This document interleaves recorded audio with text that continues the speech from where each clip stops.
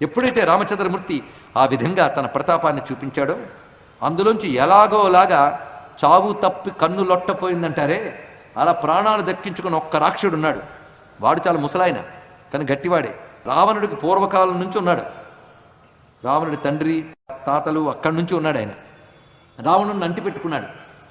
ఆయన తిన్నగా రావణాసురుడి దగ్గరికి వెళ్ళాడు. ఇక్కడొస్తాడండి రావణాసురుడు. ఇంతవరకు రామాయణంలో రావణాసురుడు రాలేదు, ఇవాళ వచ్చాడు. రావణుడిని హీరోలో కొలుచుకునే వాళ్ళకి ఆనందకరమైన అంశం. రావణుడు గొప్పవాడే, అందరి సందేహమేం లేదు.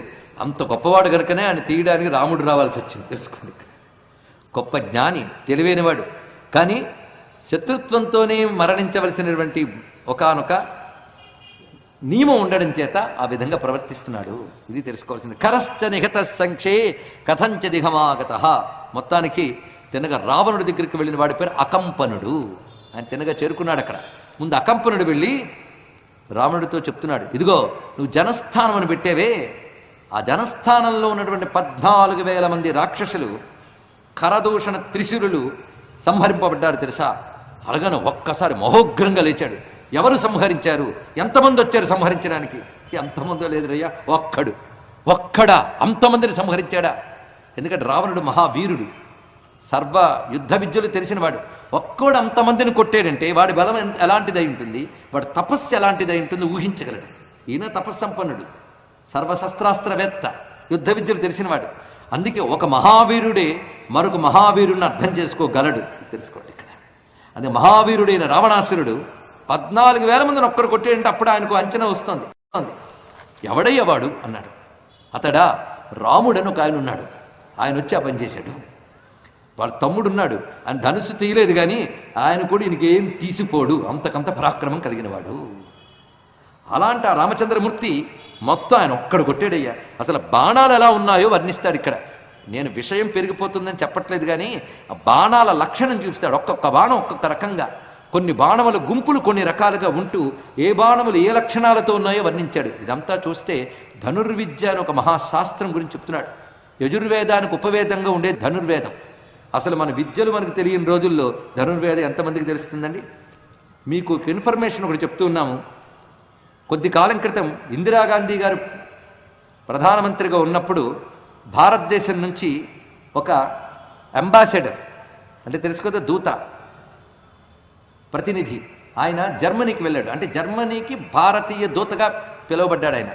ఆయన వెళ్ళినప్పుడు ప్రోటోకాల్ ప్రకారంగా ఆయన ఆ దేశం వాళ్ళు గౌరవించి అక్కడ మ్యూజియం చూపించారు. ఆ మ్యూజియంలో మన భారతీయుడి ఫోటో ఒకటి ఉన్నది.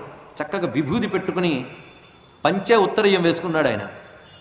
ఈయన ఆశ్చర్యపోయాడు, ఈ ఫోటో ఇక్కడికి ఎలా వచ్చింది అని. ఇది హిట్లర్ గారు పెట్టుకున్న ఫోటో అని చెప్పారు. ఏమిటయ్యా అంటే, హిట్లర్ 2వ ప్రపంచ యుద్ధం కోసం రకరకాల ఆయుధాలు మొదలైనవి నిర్మాణం చేయాలని సంకల్పించుకున్నప్పుడు భారతదేశం నుంచి ఒక మహావేద పండితుడిని పిలిపించుకుని అతని ద్వారా చాలా అధ్యయనం చేస్తూ ఉన్నాడు అని. ఇదే విధంగా మనకి అంతరిక్ష పరిశోధనా సంస్థలు పాశ్చాత్య దేశాల్లో ఏవున్నాయో వాటన్నిట్లోనూ కూడాను భోజమహారాజు రచించిన సమరాంగణ సూత్రధార అనే యుద్ధ విద్యకు సంబంధించిన శాస్త్రము, భరద్వాజుడు రచించిన వైమానిక శాస్త్రము మొదలైన గ్రంథాల తాళపత్రాలు ఉన్నాయి అని ఒక ఆధారాలు కనబడుతున్నాయి. కానీ మనవైన గొప్పతనం ఏది చెప్పినా తీసి పారేసేవాళ్ళు ముందు భారతదేశంలోనే ఉన్నారు. అవునా లేదా? మనదైన గ్రంథం నేర్పబోతే అంత కాషాయీకరణ చేస్తున్నారు, ముందు మనవాళ్ళే చదవనివ్వరు. కానీ పాశ్చాత్యులు చదువుతున్నారు, ఇది గుర్తుపెట్టుకోండి. అందుకే ఇప్పుడు నాసాలో, అంటే అంతరిక్ష పరిశోధనా సంస్థ అమెరికాలో ఉన్న దాంట్లో సుమారు 10,000 సంస్కృత గ్రంథాలు అక్కడ ఉన్నాయి. అక్కడ వాళ్ళకి సంస్కృతం బోధింపబడుతూ ఉన్నదని కూడా తెలుసుకోండి. ఇక్కడ ఇన్ని శాస్త్రాలు మనకున్నాయి. ఇంతకీ ఆ ఫోటో కింద పేరుంది ఆయన ఎవరిదో, జర్మనీలో. ఆయన పేరు దండిభట్ల విశ్వనాథ శాస్త్రి, రాజమండ్రికి చెందిన వేద పండితుడు. ఆయన ఫోటో జర్మనీలో ఉంది, పరిశీలించండి. ఇక్కడ ఇది కేవలం సూచనగా చెప్పాం. అంటే వేదాన్ని ఆధారం చేసుకుంటూ గాంధర్వ వేదం, ధనుర్వేదం, ఆయుర్వేదం ఇవన్నీ ఉపవేదములుగా చెప్పబడుతున్నాయి. అలాంటి ధనుర్వేదాది విద్యల్లో ఎన్ని ఉన్నాయో మనకు తెలియదు. కానీ మనదైన విద్యల్ని కేవలం మత విద్యలుగా పక్కన పెట్టేశాం. మన దేశాన్ని దండయాత్రల్లో ధ్వంసం చేసి పాడు చేసిన వాళ్ళు కూడా మన దేశీయమైన విజ్ఞానాన్ని మతంతో చూడడం వల్ల మన ధర్మాన్ని, మన దేశాన్ని ద్వేషించే వాళ్ళని తయారు చేసాం మనం ఇక్కడ. కానీ ఈ దేశంలో పుట్టినటువంటి విద్యలు ఒక మతానికి చెందినవి కావు. ఈ దేశంలో పుట్టిన అన్ని మతాల వారివి, అందరివి అని తెలుసుకోవాలి. అందుకే మనందరం కూడా మళ్ళీ ప్రాచీన విద్యలని అధ్యయనం చేసే మంచి రోజులు భారతదేశానికి రావాలి అని ప్రార్థన చేసుకుందాం. ఆ విద్యలను కూడా రక్షించమని రామచంద్రమూర్తిని కోరుకుందాం. మొత్తానికి రామచంద్రమూర్తి యొక్క ధనుర్విద్యా కౌశలం బట్టి వేస్తున్న అస్త్రాలు ఎలాంటివి, శస్త్రాలు ఎలాంటివి కూడా వర్ణించాడు వాల్మీకి. సరే, రాముడు కంఠం మాట్లాడుతుంటే మధురంగా ఉందయ్యా, నేత్రములు అందంగా ఉన్నాయి. ఇదే అకంపనుడండి. రాముడు అందాన్ని పొగుడుతూ కూర్చున్నాడు అంటే శత్రువు చేత కూడా పొగడదగినటువంటి అందం, శత్రువు కూడా ఆగలేక పొగడగలిగే సౌందర్యం రామచంద్రమూర్తిది.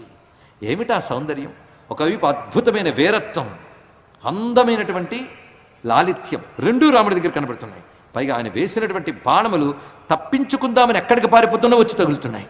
అలాంటి బాణములు వేశాడు అని చెప్పగానే వెంటనే కోపగించుకుని వరలోంచి కత్తి తీసి ఇప్పుడే నేను జనస్థానం వైపు వెళ్ళి ఆ రాముణ్ణి నాశనం చేసి వస్తాను అన్నాడు. కూర్చో కూర్చో, నీ వల్ల కాదులే, కూర్చో అని చెప్పాడు కంపను. ఏమనుకుంటున్నావు? నేను చెప్పి జాగ్రత్తగా విన్నావా? ఒక్కడు 14,000 మందిని ఒంటి చేత్తో మొత్తం 3 ఘడియల్లో కొట్టాడు ఆయన. ఇది తెలుసుకో. ఇప్పుడు ఆయన మీదకు నువ్వు ఎలా వెళ్ళగలవు? ఒక్కటి, నేను రాముణ్ణి మొత్తం పరిశీలించాను.